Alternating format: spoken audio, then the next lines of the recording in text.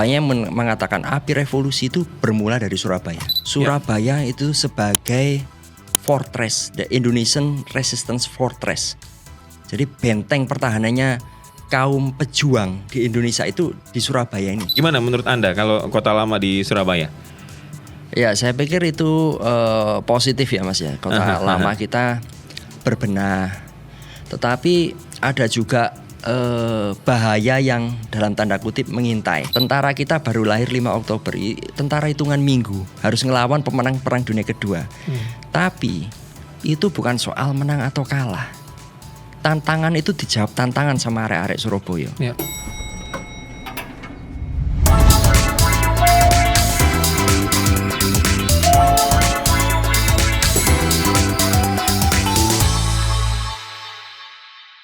Surabaya sebagai kota pahlawan, kawan, kita harus benar-benar mengetahui bagaimana sejarah kota pahlawan, sejarah kota Surabaya ini. Supaya apa?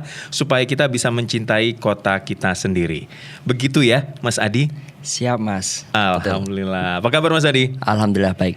Mas Adi Setiawan ini sebagai sejarawan, sebagai penulis Surabaya, Revolusi Surabaya, dan juga founder Rodeburg. Ya. Gak apa-apa kan aku bilang sejarawan? Ya sebenarnya saya cuma nulis buku-buku tentang revolusi Surabaya Mas. Kalau sejarawan saya gak punya latar belakang pendidikan sejarah sebenarnya. Tapi belajar sejarah, ya, artinya mendalami dan. Ya, saya sangat seneng ya belajar sejarah, baca arsip sampai akhirnya ya outputnya bikin ya riset, bikin buku seperti itu. Mulai kapan sih menekuni sejarah atau belajar sejarah atau baca-baca, ngumpulkan arsip tadi? Kalau ngumpulin arsip saya mulai SMA itu sudah mulai ngumpulin. Saya ada ketertarikan ke arah sana. Itu kenapa tertariknya? Wah, kalau kenapa ini saya nggak tahu ya. Mungkin ada background dari keluarga juga. Jadi ada kakek yang juga terlibat dalam pertempuran itu. Tapi nggak pernah saya dengar ceritanya secara langsung karena beliau udah meninggal sebelum saya lahir. Tapi waktu saya kecil itu teman-teman kakek sering kumpul di rumah cerita nenek saya. Itu saya jadi pengen ada rasa ingin tahu lebih apa sih yang terjadi di situ. Jadi saya ngumpulin buku-buku, baca koleksi barang-barang yang terkait sama era revolusi. Kira-kira seperti itu Mas. Terus 2010 saya ndiriin komunitas itu Rodeburg Surabaya. Oke. Dan itu berarti nggak ada yang menyuruh ya? Artinya ya inisiatif dan ketertarikan sendiri ya? Iya. Nggak ada yang nyuruh. Nah kalau Mas Adi ini apa? Memang khusus mengarsipkan atau baca-baca tentang kota Surabaya aja? Karena tadi ya revolusi Surabaya, Rodeburg juga Rodeburg Surabaya gitu ya. Gimana Mas? Ya kira-kira sebagian besar lah ya Mas. Semua buku yang saya tulis adalah tentang Surabaya dan kaitannya dengan revolusi. Tapi ya ada satu buku saya yang menceritakan judulnya adalah Tragedi Batavia 1629. Jadi itu bukan tentang Surabaya, tetapi di situ saya coba memberi gambaran ke pembaca gimana sih penjajahan itu kolonialisme bermula. Siapa sih VOC ini? Gimana proses perekrutan mereka? Siapa aja yang mereka rekrut? Penggajiannya gimana? Bagaimana sistem korupsi itu terbentuk di sana? Itu yang coba saya gambarkan ke pembaca. Ya Mas, kalau ngomongin Surabaya, emang ada apa sih sebenarnya di kota Surabaya ini? Yang menarik khususnya yang tadi berkaitan dengan Surabaya zaman dulu, Surabaya tempo dulu tuh. Ada apa aja sih Mas? Jadi Surabaya ini punya potensi yang luar biasa besar Mas. Terutama kalau kita ngomongin sejarah revolusi. Karena api revolusi itu banyak dituliskan di buku-buku, bahkan dari peneliti-peneliti asing. Banyak mengatakan api revolusi itu bermula dari Surabaya. Dari Surabaya? Iya. Oke. Jadi awal kita ngelihat aja misalnya memorinya Bung Tomo. Ketika di Surabaya itu orang sudah ya, dalam tanda kutip nyadui Jepang. Udah Jepang itu udah nggak punya taji sama sekali di sini, senjatanya semuanya udah direbut. Tetapi ketika Bung Tomo ke Jakarta, dia ngelihat orang-orang tuh masih menunduk-nunduk ke Jepang. Jadi suasananya itu sudah sangat berbeda antara Surabaya dan Jakarta. Di sini orang-orangnya sangat berani dan ya saya juga salah satu buku yang saya tulis adalah Kronik Pertempuran Surabaya. Itu saya ngoleksi clipping surat kabar asing hari demi hari pertempuran. Dan di koran-koran itu mereka menuliskan Surabaya itu sebagai fortress, the Indonesian Resistance Fortress.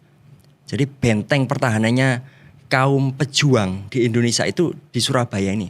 Mereka nyebutnya seperti itu karena semua arsenal Jepang jatuh ke tangan pejuang kita. Jadi mulai senjata ringan sampai senjata berat, perbentengan pantai, semuanya jatuh ke tangan kita. Dan kita kota yang di luar kontrol sama orang-orang sekutu ini. Sampai ngumpulin itu dari mana aja sih Mas? Data-data gitu? Clipping hari per hari. Itu dulu saya ngumpulinnya di Melbourne.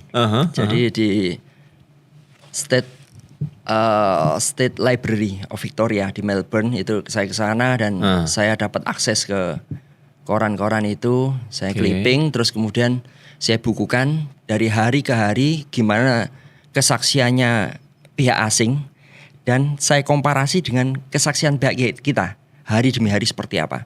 Jadi kita ada gambaran langsung dua sudut pandang dan itu benar-benar bisa saling melengkapi Mas. Misalnya ini kejadian tanggal 13 November ketika Inggris beritanya kami menghancurkan satu gerbong kereta api, satu lokomotif. Nah, cuman gitu aja. Mereka memberitakan, tetapi di pihak kita ternyata lebih detail lagi. Tanggal itu kami berusaha mengungsikan orang-orang dari rumah sakit Simpang yang sekarang posisinya di Monkasel ya, rumah Delta Plaza itu. Itu nyebrang ke Gubeng dan kemudian yang terjadi adalah mereka diserang sama pesawat terbang musuh. Satu gerbong terbakar dan banyak sekali korban jiwa pengungsi-pengungsi pegawai kereta api itu yang jadi korban. Sampai sekarang kalau kita ke stasiun Gubeng di atas viaduk itu yang rel besi itu, railing besi, itu masih banyak Mas bekas tembakan di situ. Oh iya ada peluru-peluru itu ya, bolong-bolong itu bekas ditembak itu ya. Iya. Jadi kita jadi dari dua sumber ini kita tahu yang dimaksud Inggris menembak lokomotif itu itu lokasinya di Gubeng ini. Jadi banyak lah ibaratnya kita itu nyusun puzzle. Jadi kalau ngumpulin sebanyak mungkin arsip ya kita bisa menyusun.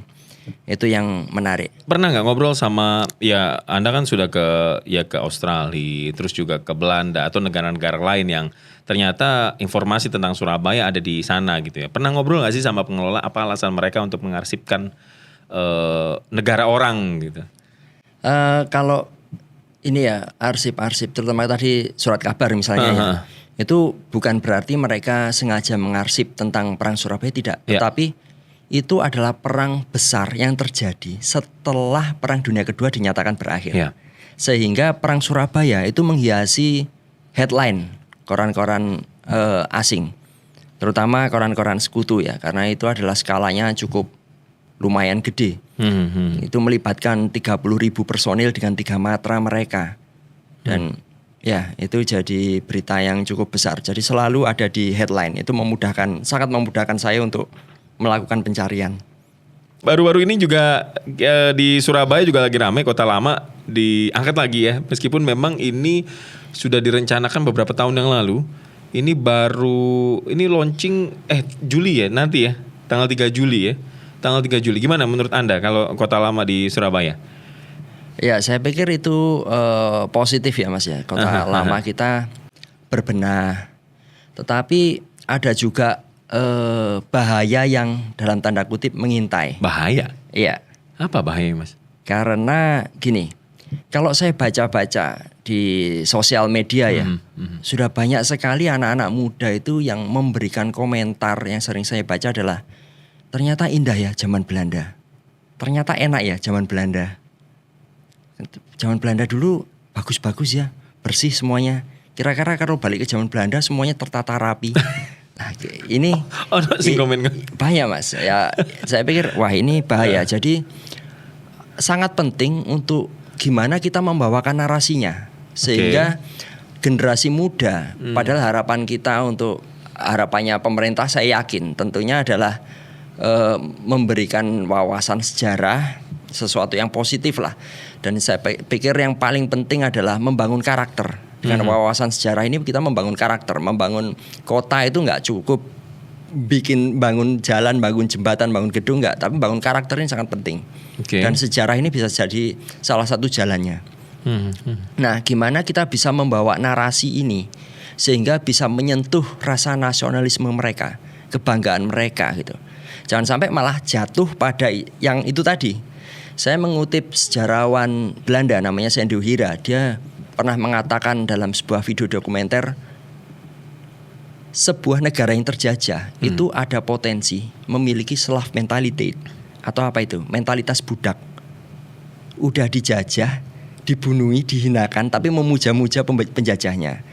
Kenapa itu bisa terjadi? Itu karena tidak adanya atau sangat kurangnya pengetahuan terhadap sejarah. Orang bilang, wah bagus karena ngelihat gebiare tok ya. Iya. Jadi zaman londo api. Tetapi mereka tidak mendapatkan informasi bahwa di masa itu diberlakukan sistem apartheid di sini, pembedaan kasta, orang kulit putih. Kemudian orang Cina, orang Arab, dan yang paling bawah sendiri pribumi. Tempat-tempat tertentu dikasih tulisan forbidden for Honden and Lander, dilarang masuk bagi anjing dan pribumi. Anda bisa bayangin Mas, Anda gandeng anak Anda umur 3 tahun, 4 tahun, ngelihat tulisan itu, terus tanya, kenapa kita disamakan seperti anjing? Gimana rasanya perasaan Anda? Being dehumanized, tidak dimanusiakan. Jadi begitu direndahkan. Nah, inilah yang kita perlu ngerti, bahwa kenapa kita dulu tuh mau merdeka, pengen merdeka, berjuang untuk merdeka. Jadi ini yang perlu narasi-narasi seperti ini yang harus sampai ke mereka. Alasan kenapa kota ini dijadikan kota pahlawan, kenapa titik di situ tuh dibangun monumennya mobil Malabi. Ini yang sangat penting Mas, karena misalnya seperti ini ya, hitungan di atas kertas. Ketika Inggris menjatuhkan pamflet selebaran agar kita menyerah, kita itu jelas kalah di atas kertas. Inggris itu pemenang Perang Dunia Kedua.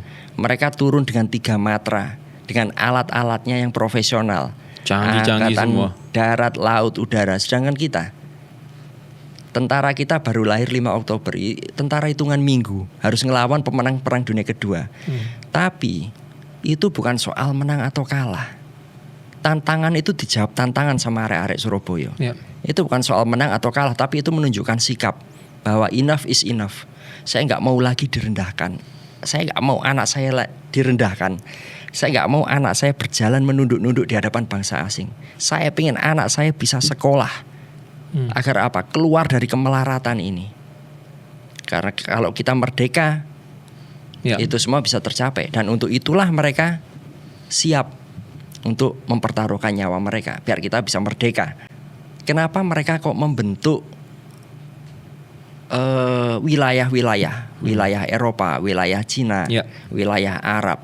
Yaitu tadi, karena mereka melakukan segregasi tadi, pembatasan.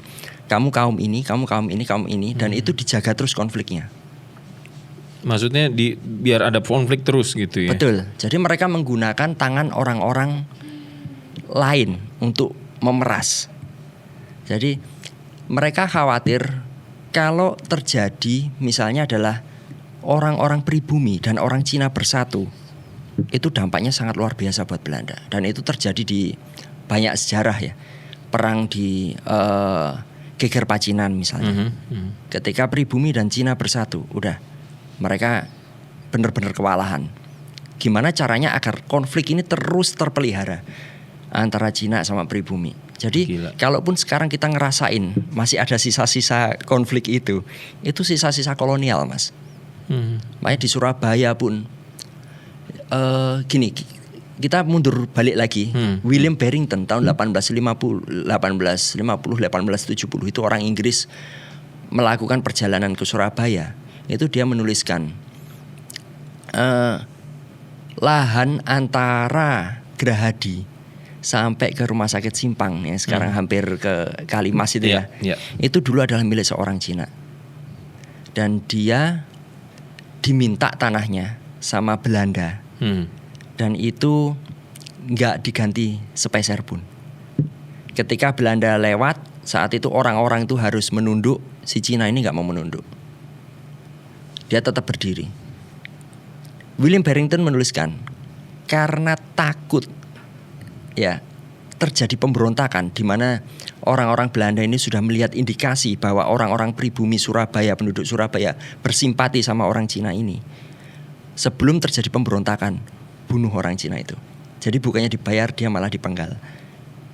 Jadi itu tulisan William Barrington. Jadi gimana mereka itu berupaya keras kolonial itu agar tidak ada persatuan di antara etnis-etnis yang mereka pisah-pisah itu. Wow. Yang begini-begini apa? Termasuk untold story nggak sih? Sebenarnya banyak mas catatan-catatan semacam itu. Hal-hal semacam ini terjadi banyak beberapa kali lah mas, nggak cuma sekali dua kali. Di Surabaya aja udah beberapa kali, atau mundur lagi dulu waktu upaya pelarangan petasan pertama waktu Imlek awal tahun 1900-an. Itu pun terjadi konflik yang cukup meluas di kota Surabaya, di mana Cina dan orang Surabaya sendiri hampir bersatu untuk melawan ini Belanda. Jadi setiap ada upaya persatuan mereka kikis, mereka bikin. Jadi kayak ada upaya seperti itu, mereka akan membuat teror-teror di dalam kelompok itu biar melakukan pembunuhan satu sama lain. Jadi mereka membayar misalnya kelompok Cina, Arab, Indonesia sendiri jadi satu, udah mereka membentuk kelompok, udah persiapan istilahnya ngelawan lah ya. Mereka akan membayar orang-orang Cina tertentu untuk membuat perpecahan di situ. Saling bacok. Itu ada data-datanya semuanya, ada catatan-catatannya. Oh. Nah, ini yang tidak tersampaikan ini akhirnya membuat kita tuh nggak tahu apa-apa ternyata ya. Jadi intinya adalah konflik-konflik rasial itu intinya adalah yang mau saya sampaikan adalah itu warisan kolonial. Jadi jangan sampai kita bawa sampai ke masa sekarang gitu. Iya, ya, karena memang tadi sengaja dibentuk oleh kolonialisme kolonial ini, penjajah ini untuk memecah bangsa kita sendiri. Iya, betul. Orang-orang yang ingin memperjuangkan haknya gitu ya untuk merdeka tadi ya. Ngeri sekali ya. Ada. Nah, balik lagi ke Kota Lama tadi yang Anda bilang narasi-narasi yang memang harus dibentuk. Narasi-narasi harus menuntun masyarakat kita sekarang untuk ya supaya tercapai goalnya, bukan hanya kita membanggakan jadi salah kaprah ya, kita membanggakan di Belanda enak ya waktu itu ya, bersih, nggak ada macet, nggak apa, zaman Belanda enak. Itu yang enak, yang nggak enak juga banyak. Itu tanggung jawab siapa sih sebenarnya yang bikin narasi-narasi itu mas? Saya nggak ngerti ya mas ya, yang bikin narasi siapa atau gimana. Tetapi harapan saya adalah let the city tell its own story. Tapi walaupun demikian, story-nya itu tetap ada orang-orang yang di belakangnya ya mas. Jadi gimana sih membawa narasi-narasi ini ke tiap gedung, ceritanya apa, kaitannya sama masa revolusi. Saya pikir syaratnya itu lebih kurang sama dengan syarat ketika bangunan itu ditetapkan jadi cagar budaya. Salah satu poinnya adalah bisa menambah rasa nasionalisme. Jadi cerita-cerita itu yang perlu kita bawa. Misalnya kita ke area daerah pecinan. Nah, revolusi-revolusi di situ. Pemimpin-pemimpin revolusi sebelum perang besar loh ya mas. Sebelum pada masa pergerakan apa. Itu markasnya di mana saja. Itu yang perlu kita bawa juga. Kita sekarang mungkin beberapa waktu yang lalu, tahun yang lalu, orang kepikiran Cina sama Muslim gontok-gontokan soal Ahok sama Anies atau apa. Tahu nggak kalau leluhur Anies Baswedan di Surabaya itu tandem sangat dekat dengan salah satu pengusaha Cina di sini, dan mereka membuat media koran yang sangat kritis. Mereka berjuang dari situ bareng-bareng. Terus anak putune arepe gegeran gak jelasnya. Ya. Makanya kita perlu flashback ke sejarah. Kita ini bersaudara semua. Kita semua berharap untuk Indonesia yang lebih baik. Jadi nek sampai koyo ngono saiki anak putune sampai dadi ilo-iloan gak karo-karuan. Tapi kalau menurut sampean apa ada distorsi yang gimana sih? Jadi akhirnya menyimpang gitu ya. Betul. Jadi perlu sekali lagi narasi-narasi lama, narasi-narasi sejarah ini perlu untuk diangkat lagi mas, untuk istilahnya menjaga memori kolektif atau ingatan bersama. Karena itu pernah menjadi memori kolektif kota. Ingatan bersama kota. Gimana cara kita bisa mempertahankan memori kolektif itu? Ya udah, lewat narasi-narasi, karena sekarang ini anak-anak sekarang suruh baca buku itu mungkin berat, mungkin ya. Tetapi kalau narasi-narasi pendek yang ditaruh di plakat di gedung, mungkin mereka masih bisa menikmati itu. Dan harapan kita ketika mereka membaca itu, oh ternyata dulu seperti ini. Itu menggelitik mereka untuk Mencari tahu kali. mencari lebih dalam lagi. Tapi kita kebiasaan diceritain sih. Lebih seneng diceritain tuh. Aku loh kalau dengerin sampai cerita bisa. Tapi kalau suruh baca, bodoh. Berarti bukan main. Iya. Tapi kalau ngomongin Kota Lama, banyak situs-situs penting di sana ya. Salah satunya ya Gedung Internasio yang memang jadi saksi bisu dari matinya Malabi di situ ya, tewasnya Malabi. Iya. Dan sampai sekarang juga kita masih belum tahu ya siapa nih yang membunuh Malabi itu. Udah ketahuan belum sih? Sebenarnya gini Mas, Sampai ngerobekin bendera aja kita, ya meskipun si perobek bendera tidak mengaku kalau dirinya sudah merobek gitu ya. ya. Jadi siapa penembak itu atau yang membunuh ini saya pikir akan jadi objek yang menarik untuk didiskusikan. Dan saat ini kami sedang menyusun buku tentang itu Mas, dari Rodebro. Karena arsip tentang kematian Malabi dari pihak Inggris ini baru-baru aja dibuka. Karena udah di-keep statusnya classified. Ya. Dan baru-baru ini dibuka, kita baca semuanya, akhirnya kami translate ke Indonesia biar pembaca paham ya. Karena apalagi itu pakai istilah-istilah bahasa militer kan sulit, nggak bisa kita terjemahkan langsung. Ya. Itu kita kasih penjelasannya semua, terus kemudian kita komparasi sama kesaksian-kesaksian pihak Indonesia. Nah itu nanti pembaca sendiri yang menentukan ini sebenarnya gimana. Siapa yang bunuh? Iya.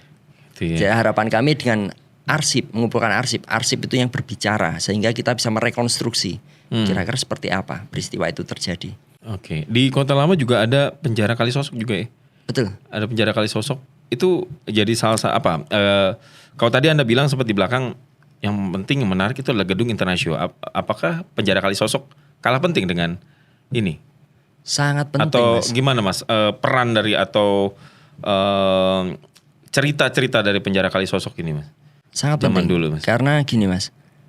Pengalaman saya setiap kalau saya riset ke tempat-tempat lain ya, negara lain, saya selalu mengunjungi tempat-tempat bersejarahnya juga. Oke. Wisata sejarah seperti apa, dan setiap kota itu selalu menyimpan penjara tertuanya. Pasti. Nah, kita ini penjara tertua kita ada di Kalisosok, di kawasan Kota Lama yang lagi dipercantik, tetapi masih kondisinya seperti itu. Ya. Nah, saya pikir ini yang perlu, nggak tahu ya, saya nggak buta soal politik atau gimana caranya melakukan pendekatan, tapi itu perlu untuk diselamatkan. Ya, saya tahu itu perlu untuk diselamatkan karena cerita penjara itu nggak usah ngomongin yang dulu-dulu ya. Waktu perang 10 November itu aja udah banyak sekali cerita-cerita kepahlawanan di situ. Ada di salah satu buku saya yang judulnya Kesaksian dari Garis Depan. Itu saya mengambil arsip kesaksian komandan TKR yang bertugas mempertahankan kawasan penjara. Ya. Di situ dia menuliskan, nggak cuma nulis Mas, sampai gambar tangan. Posisi dia di mana, Inggris datang dari arah mana, mereka membawa kendaraan tempur apa, dihadang di mana, nama-nama anggotanya, dia yang terbunuh siapa. Sampai dia gambar anggota saya yang terbunuh dikuburkan di sini. Dia gambar tanda. Arsip itu dituliskan tahun 70 dan saya bisa dari nada bicara di tulisan itu, saya bisa membaca dia berharap agar jenazah anak buahnya bisa dipindahkan ke TMP. Saya nggak tahu itu apakah itu akhirnya dipindah atau tidak, tetapi ketika saya ngecek ke lokasi itu udah jadi penuh jadi pemukiman warga. Jadi banyak cerita-cerita di situ. Itu cuma satu contoh aja dari seorang namanya Pak Kusraeli, komandan front yang di penjara Kalisosok. Dia juga nulis nama-nama anggotanya siapa aja di situ. Ini kan bagian dari, yaitu tadi yang saya bilang, memori kolektif kota. Ingatan bersama. Mungkin generasi pertama pelaku pada ngerti semua. Oh itu dulu ceritanya di gini. Tapi generasi kedua sudah mulai tereduksi. Ketiga, sekarang ini udah jatuh ke generasi keempat. Gimana cara kita menjaga memori kolektif ini? Ini tantangan yang luar biasa. Tapi dengan kita ngumpulkan arsip-arsip ini jadi buku. Mungkin peran saya adalah mengumpulkan arsip, bikin buku. Mungkin pemerintah kota bisa ngambil dari buku-buku saya, menampilkan itu ke informasinya. Dasarnya, sumbernya dari sini, kan jelas semua. Sehingga memori kolektif itu sekali lagi yaitu tetap terjaga, Mas. Iya, iya. Kalau cerita-cerita yang saya tahu, saya bukan asli Surabaya. Waktu saya datang ke sini terus ceritain lewat penjara Kalisosok gitu. Ya diceritain, oh itu serem tuh. Nah saya kebagian cerita-cerita seremnya doang. Tapi waktu Perang Surabaya itu saya membaca lagi kesaksian seorang veteran arsip. Mereka yang ditahan di situ. Ya. Itu mereka menuliskan, ketika kami ditahan di dalam penjara Kalisosok, kami bisa mengira-ngira apa yang terjadi di luar penjara dari menu makanan yang dikirim. Jadi kalau yang menu yang dikirim itu sangat sederhana, wis ala kadarnya, wis sangat nggak memenuhi syarat, artinya perang itu sangat lagi berkecamuk parah. Kalau terdistribusi normal lagi, berarti perangnya mereda. Kira-kira seperti itu. Terus kemudian mereka menceritakan juga, tiap ada pejuang yang ditangkap dimasukkan penjara itu langsung ditanggap di situ. Ditangkap itu? Semua. Oh cerita. Disuruh cerita. Gimana kondisi di luar. Jadi kira-kira seperti itu. Gambaran pejuang-pejuang kita yang ditangkap di dalam Kalisosok. Ada yang coba berusaha untuk kabur gak sih? Atau ada cerita-cerita itu gak sih? Kalau Atau cerita-cerita, begitu ketat pengamanannya? kalau cerita penjara Mas, yang saya malah berhasil mewawancara orang Belanda kayak yang ini ya. Itu penjara Bubutan. Oke. Jadi dia saat itu sampai begitu stresnya. Karena apa? Dia merasa ini salah. Penjajahan ini salah. Dia sadar. Jadi ketika di penjara Bubutan tuh dia stres karena dia ngelihat orang-orang ini berjuang untuk bangsanya, untuk merdeka. Tetapi mereka harus dihadapkan di hadapan regu tembak. Jadi terjadi eksekusi itu berkali-kali di Bubutan, pejuang-pejuang kita. Itu dia ngelihat, bahkan dia veteran Belanda yang saya wawancara, sebenarnya bukan saya yang wawancara. Karena waktu saya di sana mau wawancara, dia menolak. Oh. Saya nggak akan sanggup ngelihat dia. Karena dia akan mengingatkan saya pada masa itu. Akhirnya yang maju wawancara teman saya, orang Belanda. Oke. Itu akhirnya dia ngerekam dan akhirnya kami taruh di YouTube. Bisa dilihat, teman-teman bisa ngelihat. Namanya Veteran Grijsenhout. Itu bisa dilihat di YouTube gimana ceritanya dia tentang penjara Bubutan. Jadi setiap penjara itu punya cerita masing-masing yang ya gimana sih awal Republik ini berdiri. Perjuangannya orang itu seperti apa, itu di dalam penjara itu banyak cerita. Dieksekusi di tempat situ ya? Iya. Beberapa kali terjadi atau hampir tiap hari kayak? Nggak tiap hari tidak, tetapi kalau seminggu sekali kemungkinan ya. Kalau perlu ditanyakan ulang ya. Tapi dia mengatakan sering. Cuman intensitasnya ini berapa kita nggak tahu. Dia sampai mengatakan untuk mengobati rasa bersalah, dia sering bersahabat sama pejuang-pejuang Indonesia. Dan itu traumanya itu kebawa sampai sekarang, sampai nggak mau ketemu aku loh Mas. Iya. Karena tahu, wah ini mau tanya-tanya tentang Surabaya nih. Dia mengatakan wajahnya orang ini nanti akan mengingatkanku pada peristiwa itu. Karena orang Indonesia ya mungkin.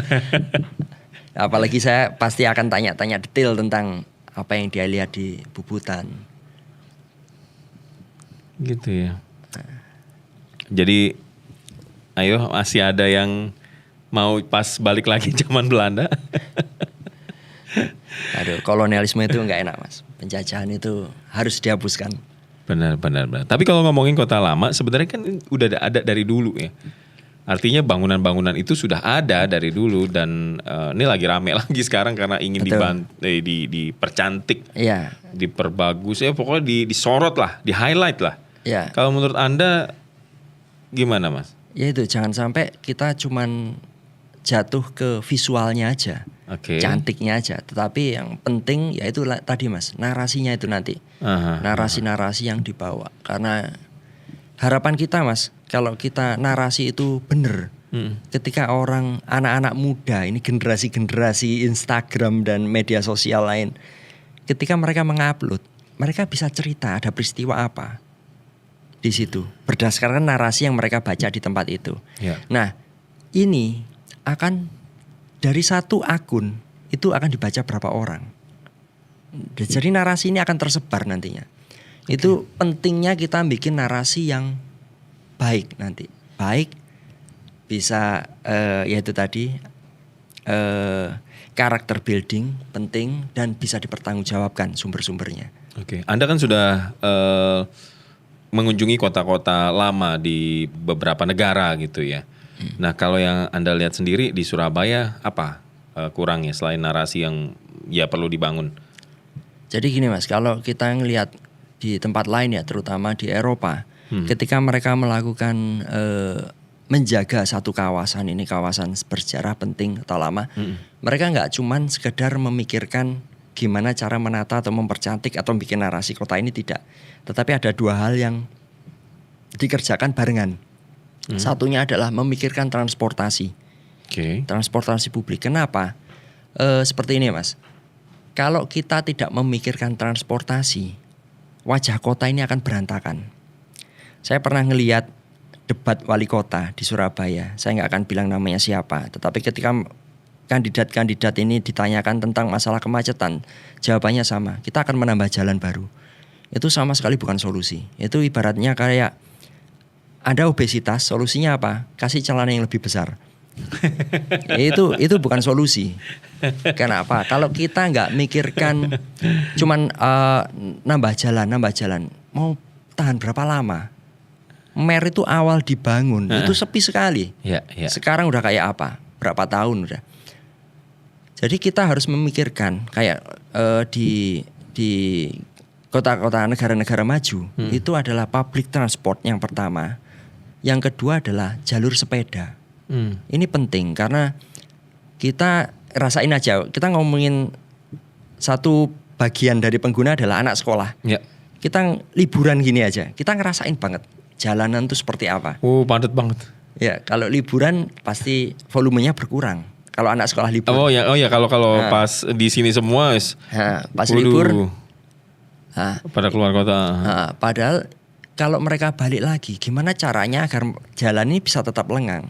Ini penting seperti negara-negara maju adalah membangun akses sepeda, public transport sama sepeda yang terseparasi.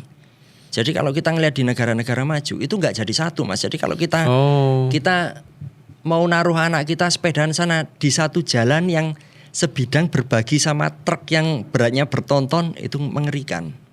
Jadi bikin jalan yang terpisah, yang kira-kira aman. Itu jadi kawasan khusus sepeda begitu, di kawasan ya, bukan jalan khusus sepeda ya. Betul Mas. Sehingga mereka orang tua juga ngerasa aman anaknya ke sana. Kalau nggak gitu ya arahnya nanti mereka akan dibelikan motor juga. Dan ini nggak bener. Sehingga kalau kendaraan ini semakin banyak, jalan-jalan ditambah, itu akan menggerus wajah kota, spot-spot bersejarah. Itu akan jadi korban mau nggak mau. Tol tengah kota, nanti ada OR, ada apa lagi. Jadi kita nggak bisa menjaga. Padahal kalau kita mengutip Spiro Kostov, itu seorang arsitek, pakar arsitektur kota, monumen kota yang paling baik itu adalah wajah kota itu sendiri. Jadi bukan bangunan-bangunan, monumen-monumen kecil, bukan, tapi wajah kota itu sendiri pertahankan. Nah, itu tantangannya di situ. Sudah ada Mas yang jadi korban dari pembangunan jalan untuk bangunan-bangunan bersejarah di Surabaya ya? Kalau jalan kayaknya masih kurang paham saya, tapi jadi korban jadi mall-mall ini yang yang banyak ya. Jadi pusat perbelanjaan ini yang cukup banyak korbannya.